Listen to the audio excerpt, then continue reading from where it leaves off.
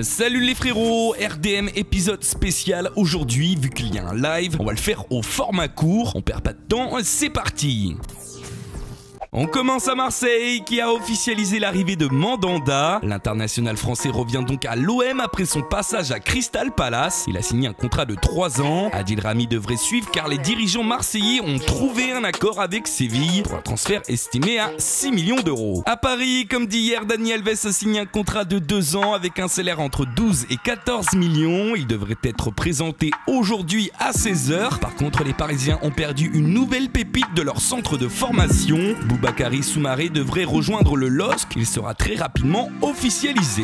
Du côté de Lyon, un accord a été trouvé pour Marcelo, il devrait d'ailleurs passer rapidement sa visite médicale. Son transfert est estimé à 8,5 millions d'euros. Pour ce qui est de Mounir El Haddadi que les Lyonnais mais aussi l'OM convoitisent, les deux clubs sont fixés, le Barça annonçant le prix de leur joueur, il leur en coûtera 14 millions s'ils veulent le recruter. On part à Monaco où Mbappé souhaiterait finalement rester, il a d'ailleurs déjà loué une maison à proximité du centre d'entraînement. Les Monégasques qui ont officialisé hier l'arrivée d'un nouveau gardien qui est Alvaro Fernandez Llorente.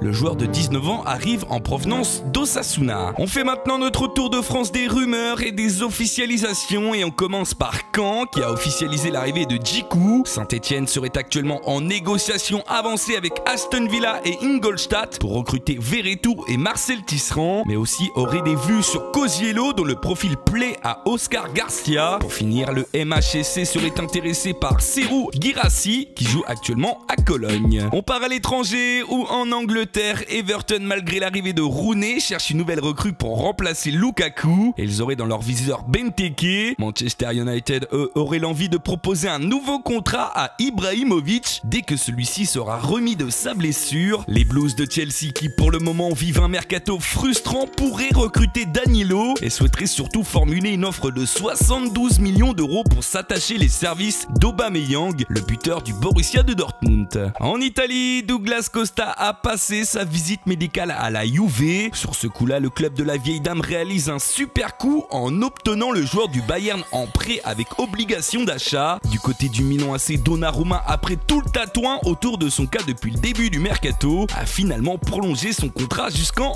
2021. On passe maintenant en Espagne où le FC Barcelone a officialisé l'arrivée d'un espoir brésilien en la personne de Vitinho. Il débarque de Palmeiras, il est prêté 1 an et intégrera pour le moment l'équipe réserve. Le Barça qui pourrait très rapidement voir arriver 2 autres joueurs, Paulinho et Semedo. Un accord serait proche avec le Guangzhou Evergrande pour le brésilien, tout comme avec Benfica pour le portugais. Chez les rivaux du Real Madrid, les merengues pourraient voir Kovacic quitter le club, Tottenham étant proche de convaincre le joueur et les dirigeants madrilènes avec leur offre de 30 millions. Par contre, le Real pourrait voir rester Morata qui aurait annoncé à Zidane son souhait de rester et de se battre pour sa place cette saison.